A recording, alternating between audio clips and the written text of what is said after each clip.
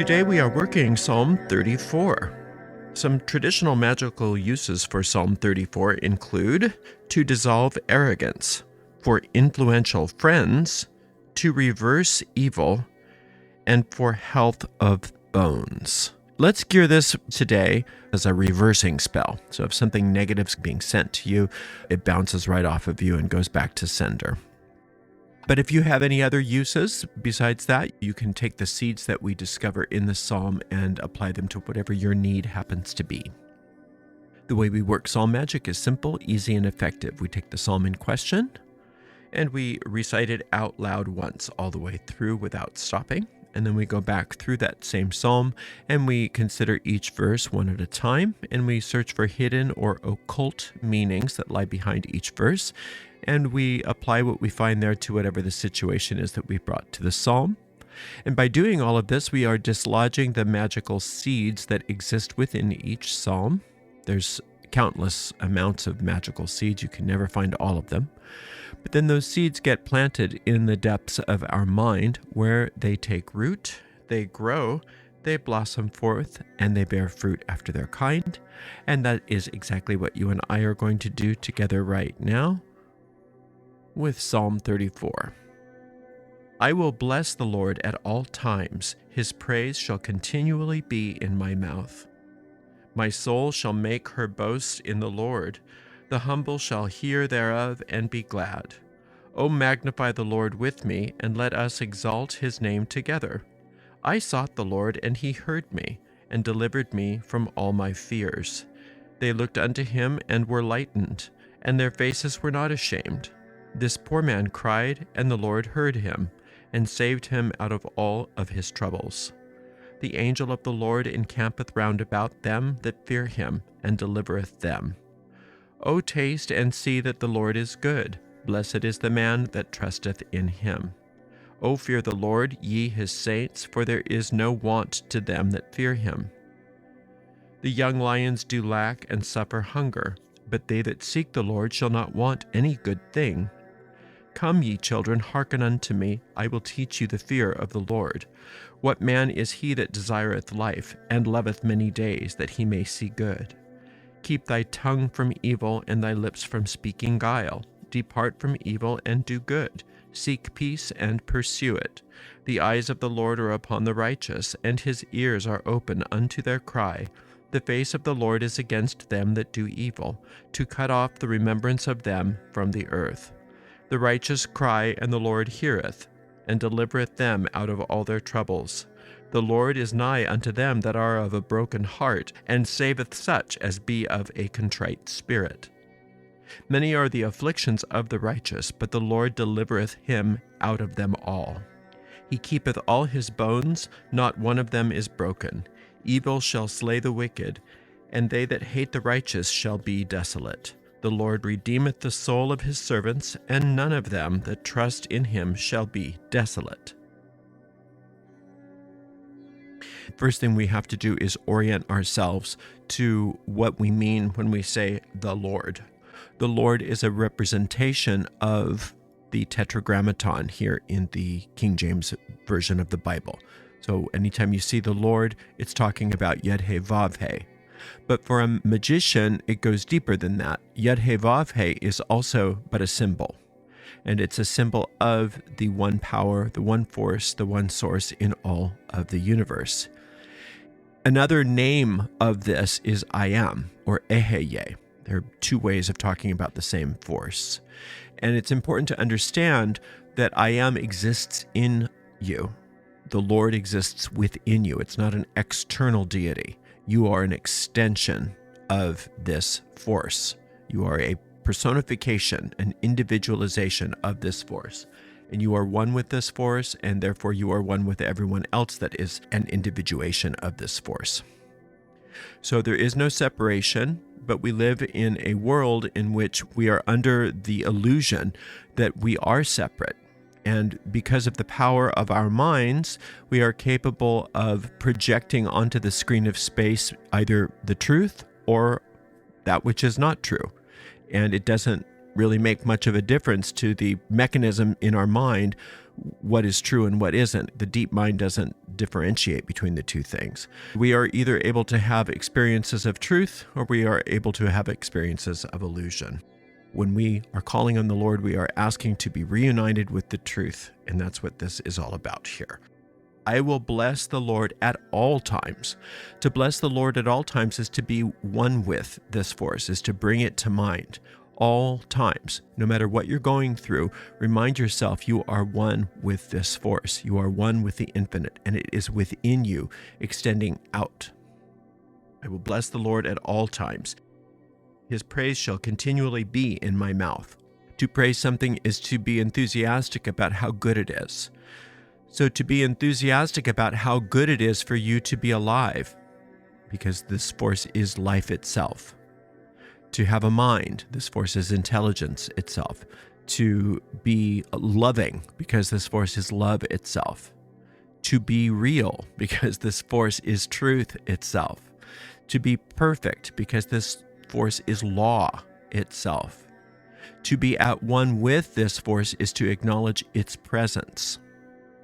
To understand that you as an extension are soul, and your soul is of the same substance as this source, which is spirit.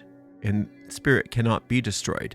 Spirit cannot be cursed. Spirit cannot be hexed. Spirit cannot be attacked. Understanding this is very important as we move through here. If we want to undo whatever it is that's being done to us, we have to come from the point of view of strength, which is the truth of our being. My soul shall make her boast in the Lord. The humble shall hear thereof and be glad. The soul in the Psalms is not the same idea that we speak of when we talk about the soul being an extension of the infinite. When the Psalms speak of the soul, it's speaking of the deep mind, the unconscious or subconscious habitual mind, which is responsible for what is projected on the screen of space. Like I said before, it doesn't differentiate between truth and untruth. That's not its function. It takes its cue from us. So when it says, my soul shall make her boast in the Lord, that means the deep mind is boasting in the Lord, is understanding that the Lord will project onto the screen of space for us. We want the truth of the infinite to be projected onto the screen of space so that that's our experience rather than whatever these illusions that we've been dealing with. The humble shall hear thereof and be glad. So the humble is you. The humble is you in your right mind. The humble and the righteous and the meek, they are all the same thing. You in your right mind are humble.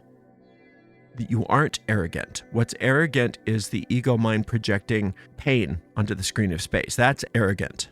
It's arrogant to think that we can undo the perfection of the infinite. It's arrogant to think that we can make the perfection that we were created to be something imperfect. That's arrogant. My soul shall make her boast in the Lord. The humble shall hear thereof and be glad. When we come into alignment with the infinite, it undoes for us all of our illusions. And we understand that, and we are very glad because we understand that it was arrogant for us to be in a situation where we could be attacked or hurt or harmed in any way. Oh, magnify the Lord with me. Let us exalt his name together.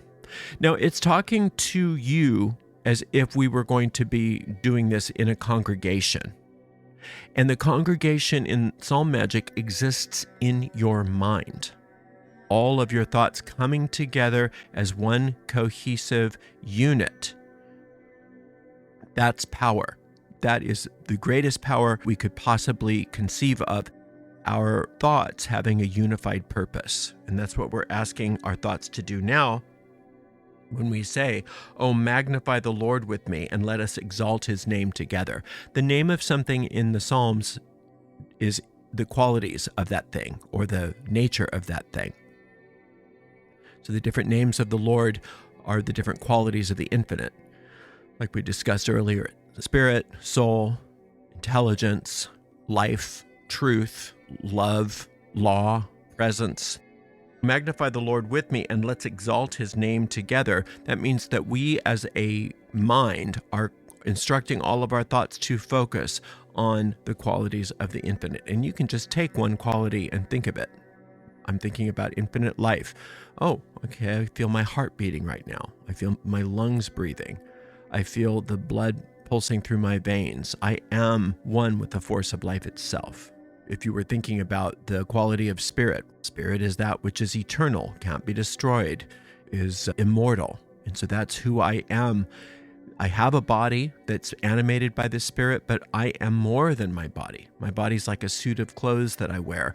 And me as a spirit, I can't be harmed, and I'm eternal. Those kinds of thoughts. That's how you magnify the Lord and exalt his name. I sought the Lord, and he heard me and delivered me from all my fears. And this is important to recognize that it doesn't happen to us. It must come from us. People hear about these ideas and they say, well, why doesn't the infinite just fix it? Why do we have to go through all of this? Well, we don't have to go through all of this, but we have been given free will. We can use our minds any way we want to. We can think of anything we want to think. That's our freedom. And the infinite will never go against its own law that we get freedom. Nor will the infinite go against its own law of cause and effect. So what we are using our minds for, we will have the effects of. And there's nothing we can do about that other than change our minds. So if we don't understand how to change our minds, we have to ask for help.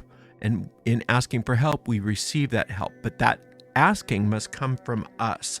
I sought the Lord, and he heard me. Of course, the Lord hears you. The infinite always hears you and is waiting for you. And delivered me from all my fears. It's not the will of the infinite that you be afraid, nor is it the will of the infinite that you be attacked, that you be under duress of any kind. That is not the will of the infinite. So by asking for help and being willing to have the infinite undo all of the thinking that is responsible for these experiences, we are freed from them. And the infinite is very eager for that to occur. They looked unto him and were lightened, and their faces were not ashamed. And that's always so surprising at first, that we understand that the Lord doesn't hold anything against us. The infinite doesn't hold anything against us. We're worried that because our egos thought these thoughts or said these things or did these things that we're somehow going to be punished, and we're afraid to go to the infinite because, well, what happens if I'm punished for all of my sins? And we are surprised and delighted to understand that the infinite doesn't operate like that. That's all ego. Only the ego keeps track of mistakes and calls for punishment. The infinite is just pure life, pure love, pure correction, pure healing, and sees us as we were created and doesn't keep track of any of these illusions because it's not interested in our illusions. It's only interested in our truth. And the truth about us is we are perfect. We are righteous. And that's the way the infinite sees us. And that's how the infinite will always judge us. This poor man cried, and the Lord heard him and saved him out of all his troubles. So the poor man in you can be poor in many ways. In this particular instance, we are demonstrating the psalm as if we are having some sort of attack that we need to be protected from and that can bounce off of us. Whatever the poverty looks like, whether it's that or anything else, it's telling you that if you call out when it says cried, if you make the first move, the infinite always hears you and saves you out of your troubles, if you're willing to change your mind. You can't say, oh, I want you to save me from all my troubles, but all of the thoughts that are responsible for creating those troubles, I'm keeping those. You can't do that. That's like saying, I want to make a cake, but it must be made with fresh soil from my garden, but it must taste good. It's not going to taste good if you use soil instead of flour. You can't make up those rules. And so the infinite can't go against your free will. And it also can't go against cause and effect. So if you want to be saved from troubles, you have to allow the infinite right of way to undo and reorient your thinking that got you in trouble in the first place, and then not go back to those old habits of thinking. The angel of the Lord encampeth round about them that fear him and delivereth them. To fear the Lord is to be aware of the presence of the infinite. It's an ecstatic experience. It's the only kind of fear that we can experience that doesn't have pain attached to it. So all fear is something that comes from the ego, but the fear of the Lord is the only version of that type of ecstasy which is pain-free and which is actually a good thing. So it's not technically fear, although it can seem similar. It's ecstasy of the experience and the awareness of the presence of the infinite. And it's stated that those who have fear of the Lord have nothing to fear in the world. And that's why, because when you have what they're calling the fear of the Lord, the awareness of the presence of the infinite and the ecstasy that creates, you are enlivened, you are lit up, you are impervious to all harm. And no matter what form it may present itself to you, it can't touch you when you're in that state. So the idea is to always be in that state.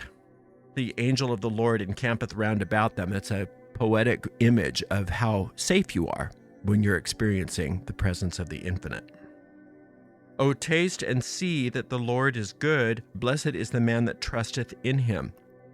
The Lord, the infinite, is good.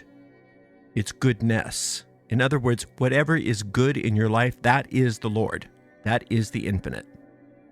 When it says, "O taste and see that the Lord is good," tasting and seeing, using all of your senses, not just those two, but using all of your senses to experience that which is good. Blessed is the man that trusteth in him, to have faith in the goodness that is your source and the goodness that is the reality also of you, having faith in that goodness. And you can just go through your mind and ask yourself, what is good in my life? What is working? What do I really love? What is good? Maybe you have family, maybe you have relationships, maybe you had something to eat today, maybe you have a shelter, maybe you had a good night's sleep. Something happened, something you can point to is good in your life. It's not all bad, no matter how bad you think it is. There is good. And when you start to orient your thinking toward what is good, you start finding more that is good. And not only do you find more that is good, more good starts to manifest, and that which is not good starts to dissolve and disappear. So, O taste and see that the Lord is good. Blessed is the man that trusteth in him. That's how you trust in the good. It's not blind faith, but by investigating, asking yourself, what's good? What's good? Let me look for the good. O fear the Lord, ye his saints, for there is no want to them that fear him. Depending on how the word saint is used in the psalm, it can have several meanings. In this case, it's just talking about you as a soul, who you are. You are a saint. You are perfect just the way you were created. The infinite loves you exactly as you were created, does not have anything but love for you, and is very pleased in you. Oh, fear the Lord, ye his saints. When you experience the presence of the infinite, then you get that.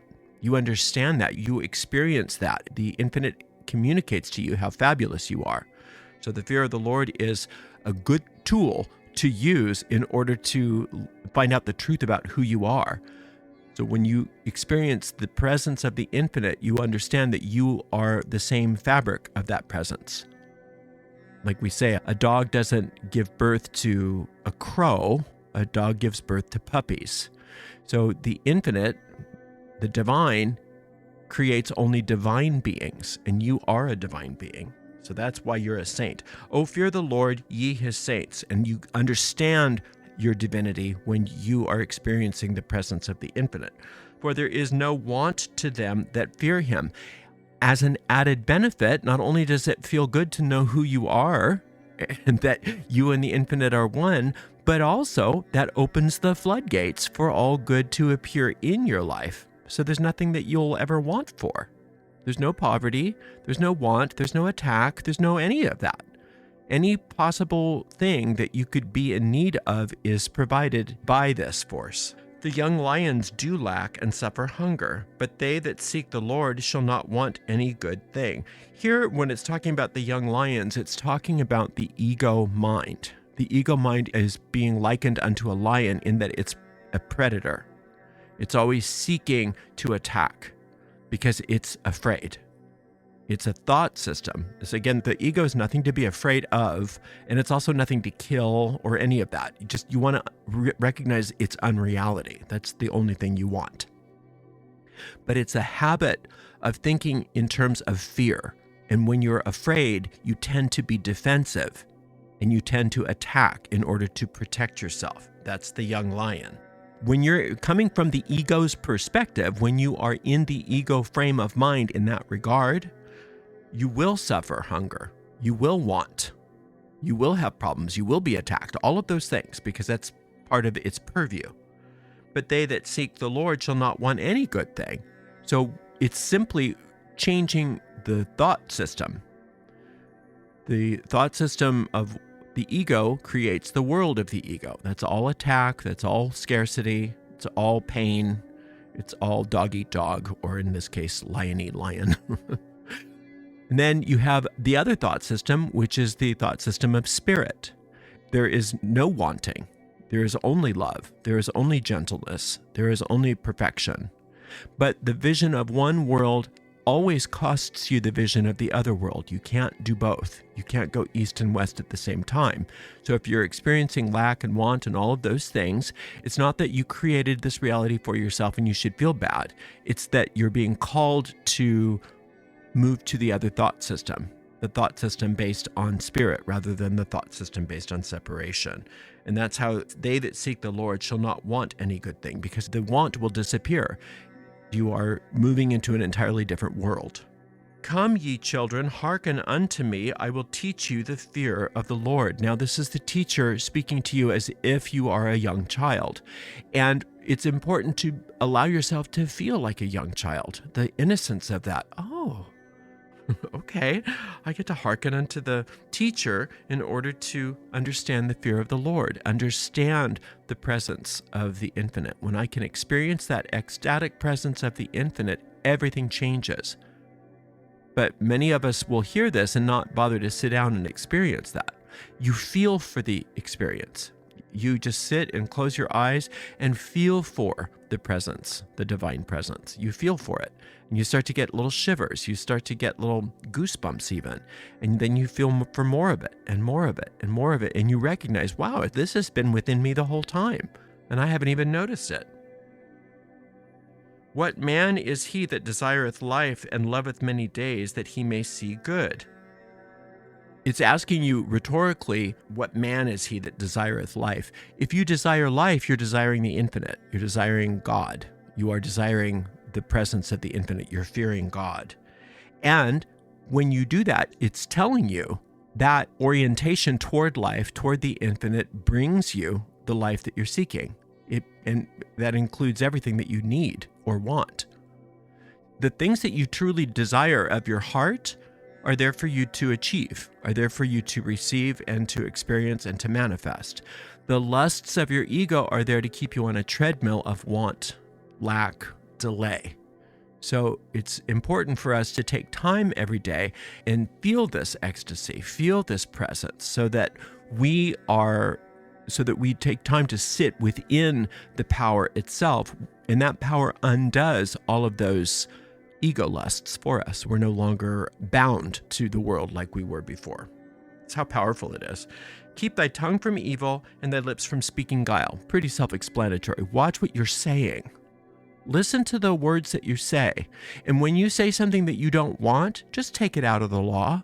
You can even do it silently. When you're saying something, even in jest, that is not what you want, or even if you're criticizing another person, remember when you're criticizing another person, frequently, that is an indicator of how you're feeling about yourself. It's another way of separating you from your good. Whenever you misuse your speech, just tell yourself, I take that out of the law of cause and effect. Take it out, or I take it out of the law. Depart from evil and do good. Seek peace and pursue it. It's very easy. It's very easy. People think it's really complicated, but all I want is peace. If I'm seeking peace and that's my goal, then everything works out perfectly for me. But if I'm seeking evil, and all evil means here is that which keeps me stuck, that which keeps me mired in tension, mired in the ego, mired in attack, mired in defense, mired in problems, mired in lack, mired in limitation. And the ego uses your addictions to being right to keep you stuck in that prison. And just by noticing that and spending time every day experiencing the presence of the infinite, or what it calls the fear of God in here, experiencing that instead dissolves those things. So what you want to do is pursue that and turn your back to your old ways. Listen to how you speak, listen to what you do, listen to what things you are attracted to. And it's okay to question those things. Just because you're attracted to something doesn't mean that you have to own it. If you're attracted to being mean to somebody, you don't have to own that. You can say, oh, I don't like that. I'm rejecting that.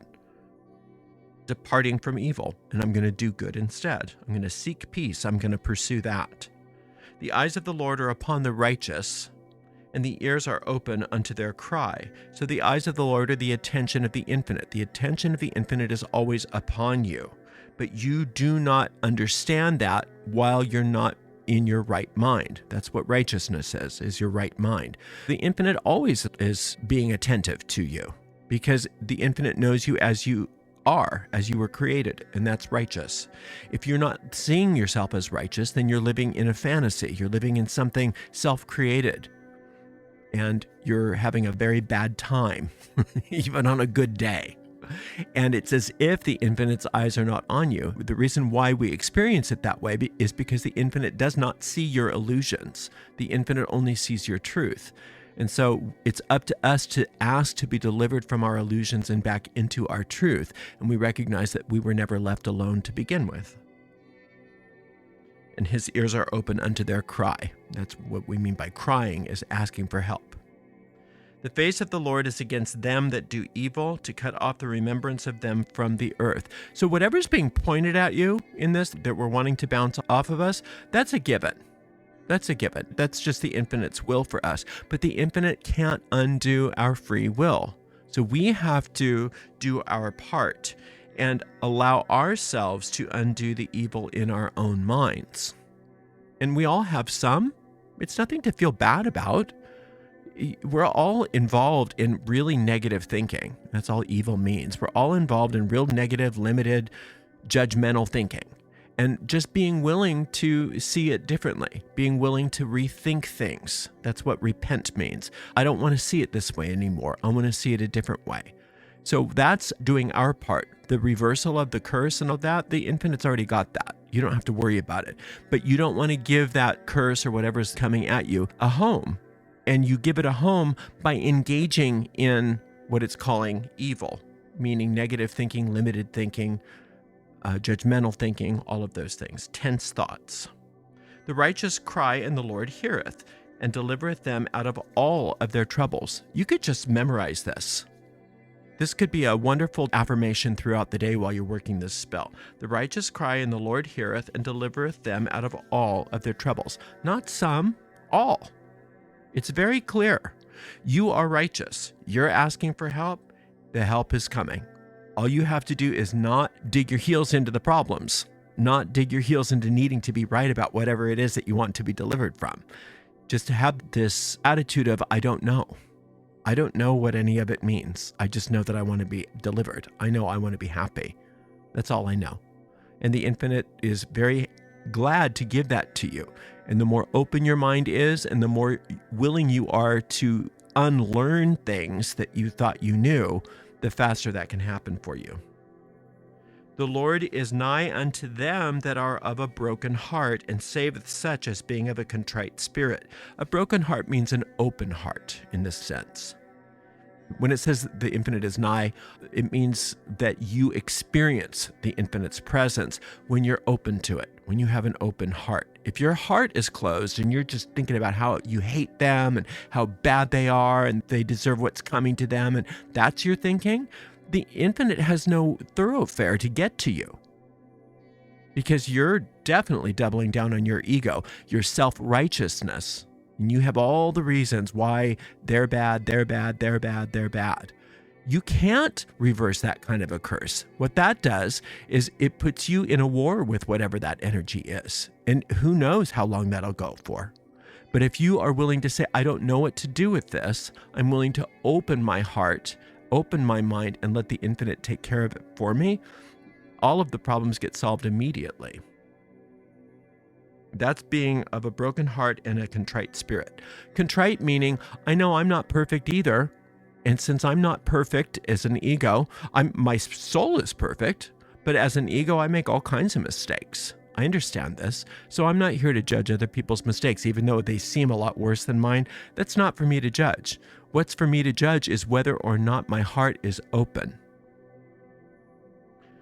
He keepeth all his bones, not one of them is broken. You do not have to worry about anything when you and the infinite are consciously working together. And the way you consciously work with the infinite is by doing what it's been talking about, and that's experiencing the presence of the infinite. Experiencing that presence, just closing your eyes and having sessions where you feel for that. You feel for that presence. That's the fear of the Lord. Evil shall slay the wicked, and they that hate the righteous shall be desolate. In other words, you don't have to fight against evil. It takes care of itself. It collapses under its own weight. It takes care of itself. In fact, it takes care of itself so quickly if you remove yourself from all of it and you just have that open heart, that experience of the presence of the infinite, and you let the infinite do it for you. You let the infinite handle it for you. The structures of the ego are so fragile. And so if we don't give them life, if we don't prop them up, if we withdraw our life force from them, they all collapse. All of them. The Lord redeemeth the soul of his servants, and none of them that trust in him shall be desolate. So to trust in the infinite is to take time to be with the infinite, to feel for the infinite, to feel the presence of the infinite. And then you are redeemed. To be redeemed is to be distilled. It's wonderful. It's like where you get an internal soul massage while you're experiencing this presence. And everything that is unlike perfection is just gently discarded. It's not a big, horrible, awful thing when you're redeemed. It's fabulous. And you understand that all of the illusions that you had about yourself, that the world taught you about yourself, that you taught yourself about yourself, that you're a perfect extension of the infinite's love, anything that doesn't look like that falls away, is gone, is dried up and floats away back to the native nothingness from whence it came. And then what happens, like we said at the beginning, your deep mind is filled with truth and will project truth onto the screen of space so that your physical world starts to reflect that. And it can seem as though, even though everybody else is living in this scary world, that you're living a charmed life. And you know what? You deserve that. And the more you live that charmed life on a very subliminal level, you are going to inspire other people to live a charmed life as well. And pretty soon, the charmed life becomes the norm. And that's when things really start to take off here on earth. And that's a beautiful thing. So you just keep coming back to this psalm every day until you start to get a sense, an inner certainty that everything is working out. You're not worried about it anymore. You just really get this kind of click, is what I call it. Everything shifts and falls into place internally. And even if I'm not seeing anything on the external yet, if I get that sense of peace and certainty about the situation, I know for sure that my spell has been cast and I don't need to even think about the matter anymore. I can move on to something else and let it manifest in a perfect way. Thank you so much for spending some time with me today. Until next time, blessed be.